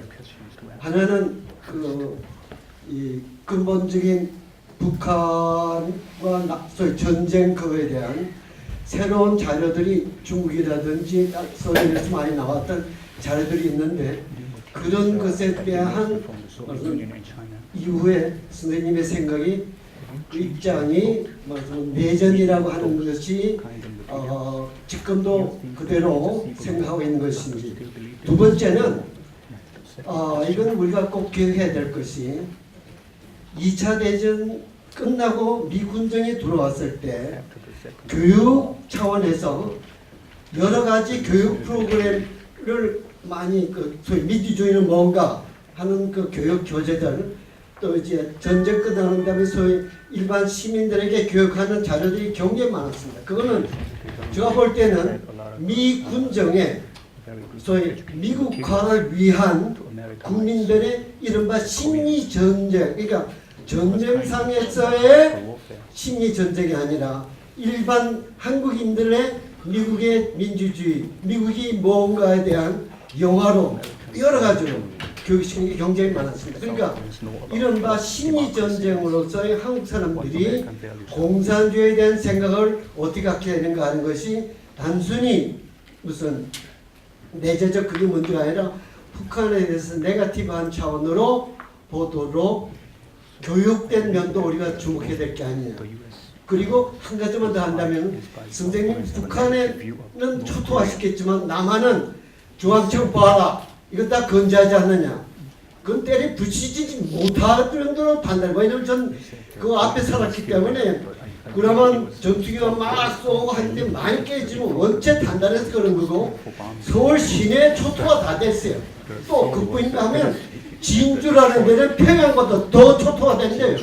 그러니까 이 양반은 도대체가 북한 입장에서 저쪽으로 하고 남쪽으로 왜냐면 6.25 때 시기적으로 북한 쪽이 휴전될 때까지 시간이 많이 있기 때문에 그래 된 것이지 실제로는 그렇게 차등적으로 남한에는 덜했고 북한만 많이 했다. 그건 말이 안 되는 소리라고 난 생각합니다. 이상입니다. 예, 감사합니다. 예, 저기 선생님.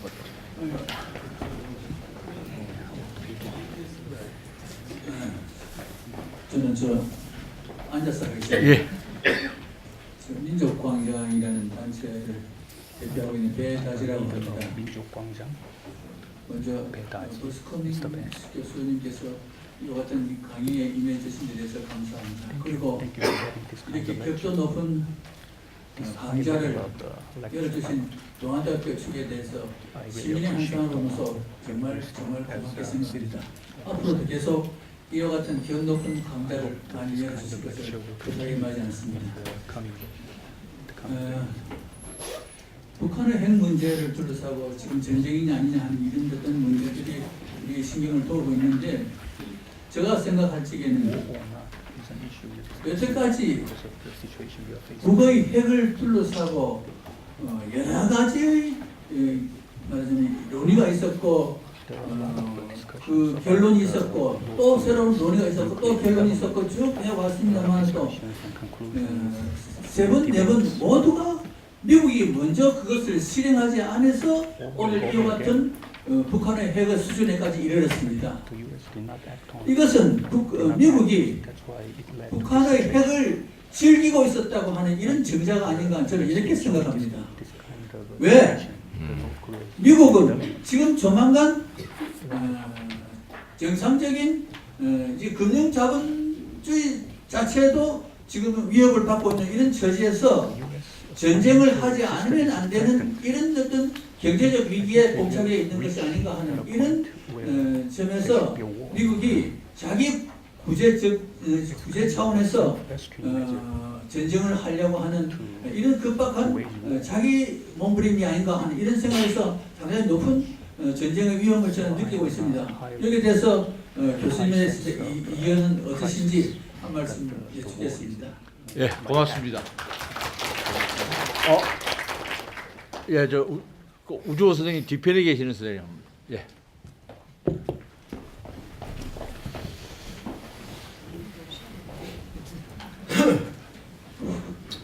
커밍스 교수님 만나 뵙게 되어서 영광입니다. 커밍스 교수님은 역사학자이시기 때문에 6.25 전쟁에 대해서 잠깐 질문을 드리도록 하겠습니다. 1950년 1월 15일 미 국무성에서는 에치슨이라는 발언이 있었습니다. 예.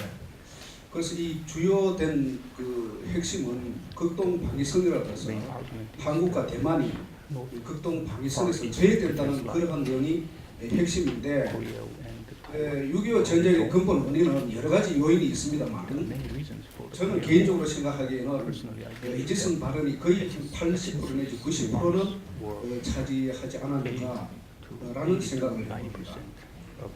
당시에 스탈린은 2차 세계대전이 끝난 지도 얼마 안 됐고 중국도 사실 중화인민공화국을 설립한 지 얼마 되지도 않았습니다. 그런데 양측 모두 전쟁을 꺼렸습니다만은 유독 남침을 하게 된 이유는 에치슨 발언이 난 이후에 일어났던 걸로 봐서는 저 개인적으로는 그게 큰 문제가 안 되었느냐라는 생각을 해보는데 커밍스 교수님 어떻게 생각하시는지 보고 한번 질문을 드리고 싶고, 한 가지는 2006년도에 핵실험 1차로 시작해서 지금 6차까지 시작이 됐습니다. 그래서 그 미국을 주도로 한 국제 제재가 지금 완강하게 펼치고 있는데 과연 커밍스 교수님은 이 국제적인 이 북한 제재에 대해서 또 다른 해법을 가지고 계시는지 거기에 대한 질문을 드리고 싶습니다. 감사합니다. 예. 이쪽 라인에 있는 저분 먼저 하시고 다음에 정말.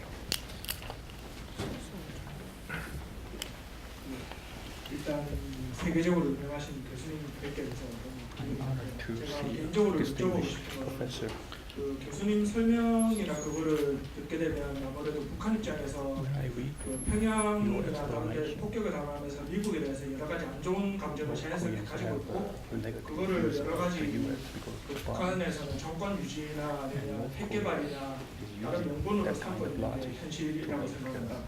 근데 이런 상황에서 만약에 만약이라고 가정하고 옛날 그 협상했을 때처럼 그 미국이 모든 전쟁 위협 발언을 다 하지 않는다고 선언하고 옛날 NPT 탈퇴하기 전처럼 비핵화 선언하고 심지어 북한이 원하는 대로 한미 군사 훈련까지 만약에 그만두고 경제 제재 등 모든 위협을 그만둔다고 할 때 과연 북한이 핵 개발을 당장 포기한다고 생각하는지 그걸 왜냐하면 포기를 한다면 정권 유지라든지 아니면 다른 명분이 없어지는데 그거는 과연 포기하면서까지 핵을 포기할 것인지 아주 중요하지만 어려운 질문들이 많이 나왔습니다. 예, 예, 저 우주호 박사님.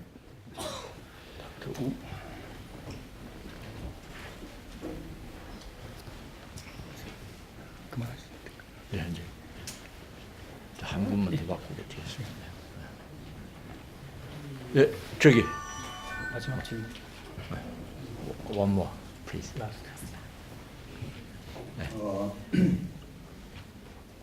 브루스 커밍스 교수님 잘 들었습니다. 근데 저는 현 단계에 미국이 세계 패권을 유지하는데 가장 중요한 것이 중국과 떠오르는 다음 차세대 권력 이동이 갈 중국과 지금 러시아하고 태평양을 정상의 지금 이 대치점이라고 생각하는데, 그래서 여기에서 지금 미국이 주둔할 수 있는 명분, 그것도 한반도와 같은 한미일 동맹 같은 이런 이거를 계속 지속하기 위해서는 북한이 저렇게라도 핵까지도 그거 하면서 위협적인 존재가 되고 끝까지 벼랑 끝으로 그런 전술을 해야만이 미국도 때에 따라서는 주둔할 명분 내지 결국은 또 하나의 국익을 위해서도 그렇고 무기를 판매해야 된다는 겁니다. 지금도 보면 이란의 핵 문제를 거의 그 오바마 정권에서 핵을 다시 또 되돌려버리고 또 이스라엘에서 그 수도를 예루살렘이라 하는 정도까지 중동 지역의 시아파와 수니파의 이 대립 구도를 또 거기서도 이렇게 하면서 사우디나 많은 나라의 무기도 엄청 많은 판매를 하고, 그래서 이런 걸 때 이번에도 평창 올림픽 이후에 이 부분이 전쟁을 그할 것 같은 게 이게 강경 모드로 아주 대치극하로 돌아가지 않으면 미국의 국익에 그하다 아주 그 초조함이지. 그런데 중동 지역에는 석유나 뭐나 경제적인 이익 내지 또 다른 그런 부분도 있지만은 지금 북한에 대해서는 지금 북한과 전쟁을 한다 해서 미국에 그렇게 큰 실익이 있겠는가? 때에 따라서는 긴장을 여러 각도에서 가면서 한국이든 일본이든 주변에 무기를 많이 판매도 할 수 있는 이게 더 핵심적인 게 아닌가 이상입니다. 예, 감사합니다. 좀 더 많은 질문이 있는데 이 발표자님께서 또 자기에게 답변할 충분한 시간을 달라고 요청이 와서 죄송합니다. 자, 그러면 저 허민수 교수님 부탁드리겠습니다.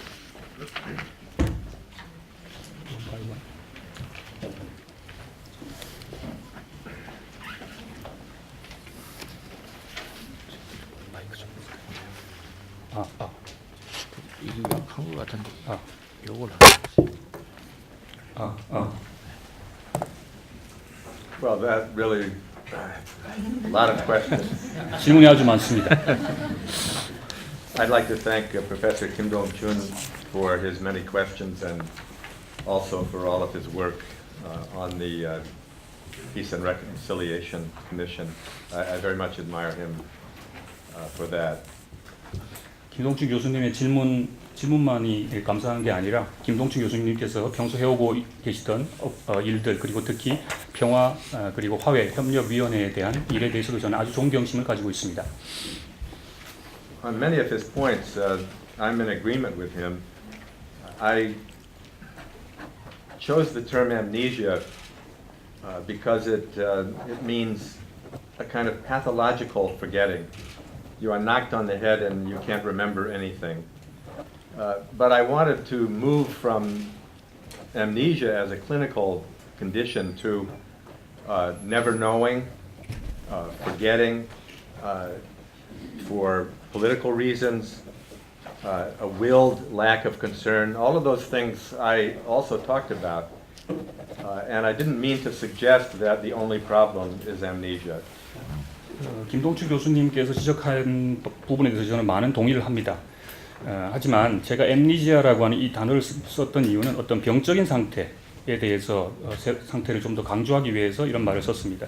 그래서 의도적인 망각 그리고 알기 싫어하는 것 그리고 또 의도된 관심 부족 같은 것은 정치적 이유로 제가 설명을 하였습니다. I actually think that a willed lack of concern is probably the most important element in Americans seeming to know nothing about Korea or the Korean War. 제 생각에도 의도적인 무관심이 아주 특히 미국 사람들이 한국에 대해서 모른다는 점, 이 점을 들 때 아주 중요한 포인트라고 생각합니다. Kim Dong-chun brought up Japan. And with Japan, you have again, in relation to South Korea, a perfect example of a willed lack of concern on the part of Japan. It's interesting to me that you have such history and memory problems between Korea and Japan, but so few history and memory problems come up vis-a-vis the United States. 김동춘 선생님께서 일본에 대한 문제를 제기하셨는데 아주 적절한 예라고 생각합니다. 저는 일본과 한국의 관계에 있어서 의도적인 관심 부족이 아주 적절한 표현이 될 수 있다고 생각합니다. 하지만 그래서 이 일본과 한국과 같은 이런 관계에서 기억에 대한 문제는 항상 제기되어 왔고요. 근데 중요한 점은 미국과의 관계에서 이런 기억에 대한 문제, 의도적인 관심 부족의 문제는 별로 제기되지 않았다는 사실입니다. Professor Kim also said that racism is a bigger issue than history and memory or forgetting. And I don't have a settled opinion on that. There's no question that many white Americans are full of racist ideas. We've unfortunately seen that also from President Trump. But I tend to think that the problem between the U.S. and North Korea is not one of racism. I think Orientalism and racism add to the problem, but I think the fundamental problem is different than that. 레이시즘 문제, 즉 인종차별의 문제에 대해서도 제기를 하셨는데요. 저는 어떤 레이시즘에 대해서는 특히 정해진 따로 특별한 그런 아이디어는 없습니다.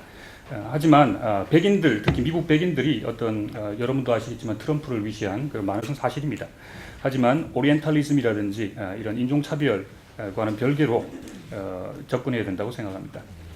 특히 한반도 문제에 대해서는 저는 그렇다고 생각합니다. 제국주의 일반적인 문제점에 대해서 지적해 주셨는데요. 예, 맞습니다. 어떤 한 국가라든지 한 지역에 대해서 제국주의 국가들이 어떤 많은 관심을 특정한 국가 지역에 기울인 적은 별로 없습니다. But I think a contrast that I didn't mention and that is very important in understanding the United States is that Korea is forgotten or never known as a war. But the Vietnam War is chewed over time and time again. We just had a major documentary on the Vietnam War. And particularly Americans of my generation seem to have an unlimited capacity to examine what went wrong in Vietnam. 또 한 가지 또 대조되는 점을 제가 강연에서는 언급하지 않았는데 한국에 비해서 베트남 전쟁에 관한 기억들은 미국에서 엄청나게 많은 다큐멘터리 등을 위주로 한 작품들을 통해서 기억을 되살리고 있다는 사실입니다. Every once in a while I say to my students or in a forum like this, all these things that happened in Vietnam that you all know about, they also happened in Korea. It was a very similar war. And people look at me dumbfounded and blank when I say that. 제가 수업 시간에 학생들에게도 이런 얘기를 많이 하는데요. 베트남에서 일어났던 그 끔찍한 일들이 한국에서 일어났다라고 학생들에게 얘기해 주면은 학생들은 깜짝 놀란 눈으로 저를 쳐다보곤 합니다. Just for purposes of time, I'm going to move on, but I really thank Kim Dong-chun for his excellent questions. 시간 관계상 김동춘 선생님의 질문을 다 답변하지 못하고 다음 질문으로 넘어가도록 하겠습니다. I would just say he used the term twilight of imperialism. 예, 그 중에서도 한 가지 가기 전에 언급하고 싶은 것은 제국주의의 황혼이라고 언급을 하셨는데요. I think he may be right that we're in the twilight of imperialism, but what scares me is that the U.S. would go down the toilet with Donald Trump in power, that he's vastly advancing whatever decline we might have in the American position in the world. 그 점에 대해서는 트럼프가 이미 미국의 역사를 화장실로 밀어넣지 않을까라고 저는 생각하고 있습니다. 이미 미국의 역사가 지금 쇠퇴하고 있는데 트럼프로 인해서 아마 더 그 속도가 가속화될 것이라고 저는 믿고 있습니다. I'd like to turn to Professor Bach's questions, and I'm glad he liked my book at one point. I'm sorry he moved into the opposition camp. 박형준 교수님의 질문으로 넘어가서요. 젊었던 시절에 제 책을 좋아해 줬더니 감사한데 다른 쪽으로 옮기셨다니 참 유감입니다. He used the term memory of facts, and I don't like to brag at all about myself, but I was the first non-official person into the archives of the U.S. military government and then the Korean War. And everything, my basic fundamental judgments are based entirely on primary documents that I read, formerly top secret, that most other people haven't read because they're sitting in an archive. 사실에 대한 기억에 대해서 박 교수님께서 언급해 주셨는데요. 저는 미국 자료, 미국 문서 보관국의 보관실에 처음으로 접촉한 미국의 관리가 아닌 최초의 민간인이었습니다. 그리고 제 작품들은 제 저작들은 주로 매우 사실에 근거했으며 주로 1급 비밀들에 근거한 것입니다. Because of that situation where I was lucky to be first, I have complete confidence in my own work. 그래서 제가 미국 문서 보관원에 최초로 접근했다는 그런 행운 때문에 저는 더 많은 일을 할 수가 있었습니다. I always thought I had a little bird on my shoulder while I was doing my research, an honest, rational person looking over me and telling me whether I'm interpreting these things fairly. 문서보관소에서 작업을 하고 있을 때 저는 뭔가 좀 제 어깨에 새 한 마리가 앉아서 저를 지켜보고 있다는 그런 생각을 많이 했습니다. 그래서 제가 어떤 객관적인 일을 제대로 하고 있는지 항상 감시당하는 느낌이었죠. So, of course, anybody makes mistakes, and I've made my share of mistakes, but I still believe the Korean War was, in its fundamental nature, a civil war. 사람들은 많은 실수를 합니다. 저도 합니다. 하지만 제가 근본적으로 아직도 주장하는 바는 한국 전쟁이 바로 내전이라는 것입니다. Professor Bach and also the next gentleman born in 1936 said that I was looking at the question of bombing from the North Korean point of view, and that's a risk.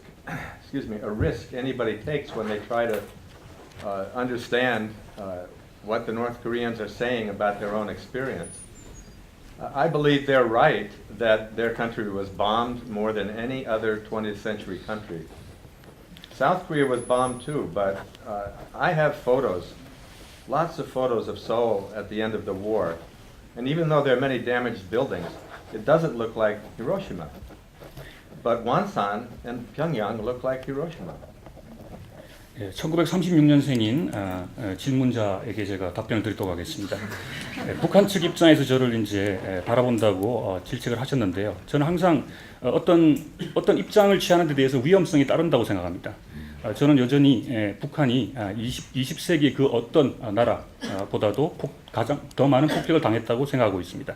제가 가지고 있는 자료에서 보여지는 남한의 모습에서는 북한처럼 그렇게 완전히 폭격을 당한 모습을 찾을 수가 없었습니다.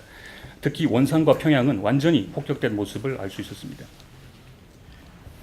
The other major point that Professor Park made is a very important one, and that is that North Korea cheated on its agreements with the United States and with the United Nations in developing uranium centrifuges and apparently working toward an enriched uranium bomb. Now this is very important because the U.S. had all of North Korea's plutonium under international control for 8 years. They couldn't have an ounce of plutonium. They also, go ahead. 박 교수님의 질문으로 다시 돌아가서요. 아까 말씀드렸던 북한 핵 동결 문제에 대해서 다시 언급을 좀 드리도록 하겠습니다. 북한은 플루토늄을 완전히 8년 동안 완전히 동결시켰던 바가 있습니다. 그리고 또 우라늄이라든지 아니면은 핵 처리 문제에 대해서 말씀하셨는데 이것도 아주 중요한 포인트라고 저는 생각합니다. 이 문제와 관련해서. And the missile deal, if Clinton had signed it with Kim Jong-il, would have taken away their medium and long-range missiles. 그리고 또 미사일 협정 같은 경우는 중거리 그리고 장거리 미사일까지도 포함시킬 수 있는 그런 단계에 있었습니다. Now, when Bush came in 2001 and refused to go ahead with the missile deal, the New York Times did a major investigative story about that deal. 그래서 2001년에 부시 정부가 들어선에 따라서 이런 협정들을 거부했는데요. 뉴욕 타임즈에서는 대대적인 탐사 보도를 이 문제에 관해서 취재하게 됩니다. I happened to, by accident, have lunch with William Perry when I was out at Stanford at that time. I had lunch with William Perry on March 6th, 2001. I still remember the date because that was the day the New York Times investigative report came out. 2 full pages. 스탠포드 대학에서 제가 잠깐 있을 때 윌리엄 페리와 점심 식사를 우연히 할 기회가 있었습니다. 그 날짜가 바로 2001년 3월 6일이었습니다. 제가 그 날짜를 기억하는 이유는 바로 뉴욕 타임즈의 탐사 보도 기사가 바로 그날 실렸기 때문입니다. The New York Times article mentioned enriched uranium and that the North Koreans seemed to be cheating. And Perry said, and I'll never forget it, he said, you nail down what you can nail down. We have the plutonium nailed down, we have the missiles nailed down, we can handle the enriched uranium later on. 그때 당시 보도에 따르면은 북한이 우라늄 핵무기에 대해서 속이고 있다고 하는 내용이었습니다. 하지만 페리가 저에게 정확하게 이 점을 지적했습니다. 우리는 플루토늄에 대해서는 확실히 동결시켰다. 그리고 미사일에 대해서도 확실히 미사일에 대해서도 그런 조치를 취했다. 하지만 우라늄은 다음 단계에 있다는 점을 분명히 밝혔습니다. And then it turned out the fact is that Vice President Dick Cheney and Defense Secretary Rumsfeld wanted to break the agreement. They were heavily involved in building up missile defense. They didn't fear North Korea, but they saw North Korea as a stalking horse, as a front for dealing with China, a useful front for dealing ultimately with China, and so they didn't want an agreement. 딕 체니 같은 경우는 MD 미사일 방어 시스템에 대한 구축을 확보하기 위해서 기존에 있던 미사일 협정에 대해서 반대 입장을 밝힌 것입니다. 분명히 북한과의 이런 입장을 전선 삼아서 MD를 완성하기 위한 계획이었던 것이요. There were many other questions. I know we have to get out of here in about 5 minutes. 질문이 아주 많은데 제가 알기로는 한 5분 있다가 떠나야 될 것 같아서 좀 더 속도 높게 Dr. Kim asked me what should South Korea do? So, 김 선생님께서 그러면은 한국이 할 수 있는 일, 한국이 해야 될 일은 무엇이냐고 여쭤보셨습니다. What should South Korea do about President Trump openly discussing an attack on North Korea? 트럼프가 공공연하게 북한을 공격해야 된다고 얘기하는 데 대해서 어떤 일을 해야 되는지. And what should South Korea do given that President Moon Jae-in is a progressive and President Trump certainly is not? 그리고 문재인 대통령이 진보적 입장을 취한다면 트럼프는 전혀 그렇지 않다는 데 대해서 한국 사람들이 어떤 입장을 취해야 되는지. To me, the most important period for success in dealing with North Korea was 1998 to 2000. And one of the things that was going on then was Kim Dae-jung was engaging the North, and so was Bill Clinton, and so Washington and Seoul were working together. 제가 생각하기에 이 문제에 있어서 가장 중요한 시기는 바로 1998년에서 2000년이었다고 생각합니다. 김대중 전 대통령과 빌 클린턴 전 대통령이 포용 정책을 썼던 당시입니다. And out of that working together came both the freeze, keeping the freeze on North Korea's plutonium and the missile deal. And if that had gone through, we would not have a problem of North Korean missiles and nukes. 당시에 계획했던 대로 북한의 핵무기와 그리고 미사일을 동결시켰더라면 지금과 같은 문제는 없었을 거라고 저는 봅니다. When I first started my work on Korea, I read a book called Haebang Chosun, written in 1945 by Koreans living in Hawaii. 제가 맨 처음에 한국학 공부를 할 때 읽었던 책이 바로 해방조선이라고 하는 책입니다. And one of the major themes of that book is Korea exists for the Koreans. 그 책에서 가장 감명 깊게 읽었던 구절은 바로 한국이라고 하는 나라는 한국인들을 위해서 존재한다는 것입니다. Korea existed for Koreans before the time of Christ on this peninsula. Everybody in the world knew Koreans lived on this peninsula for thousands of years. 이러한 위기가 발생하기 전에 한국은 바로 한국을 위해서 존재했습니다.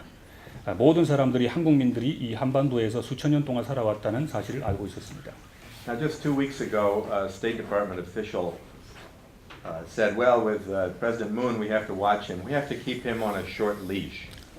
몇 주 전에 제가 국무부 관리를 한번 만났는데요. 그 사람이 한 얘기가 문재인 대통령을 우리는 바짝 개목줄에 조여야 한다고 언급한 바가 있습니다. And frankly, I wish President Moon would turn around and say, "I'm not your dog, and you can stick your leash where the sun doesn't shine." 제가 알기로 문재인 대통령은 아마 나는 개가 아니기 때문에 당신의 목줄에 걸릴 일은 없을 거라고 아마 말씀하실 것 같습니다. But I would just say my last words on this particular subject are South Korea needs to stand up to the United States. It needs to tell the United States there's not going to be a war on the Korean Peninsula. 제가 하고 싶은 마지막 말 중에 하나입니다. 아마 한국이 바로 미국에 맞서서 한반도에는 전쟁이 없어야 된다는 점을 분명히 해야 된다고 저는 생각합니다.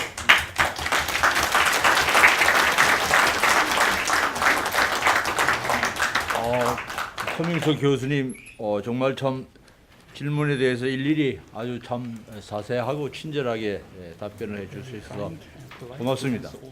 사회자로 딱 두 가지만 간단히 얘기하겠습니다. 하나는 이론적인 것이고 하나는 현실적인 것입니다. 한국 전쟁을 11월 내전으로 본다. 우리끼리 싸웠다. 꼭 제가 하나 강조하고 싶은 것은 우리는 분단 이전에 한국 독립운동사를 여러분 자세히 살펴보시면 그때부터 이미 두 독립운동 진영 간에 정말 화해하기 힘든 그런 상태였습니다.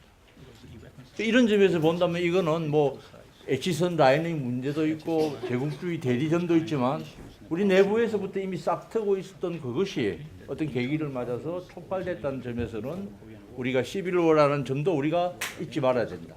사실 오늘날 우리가 뭐 이념 갈등으로 서로 찢어져 있고 하는 것을 보면 때 어떻게 할 것인가.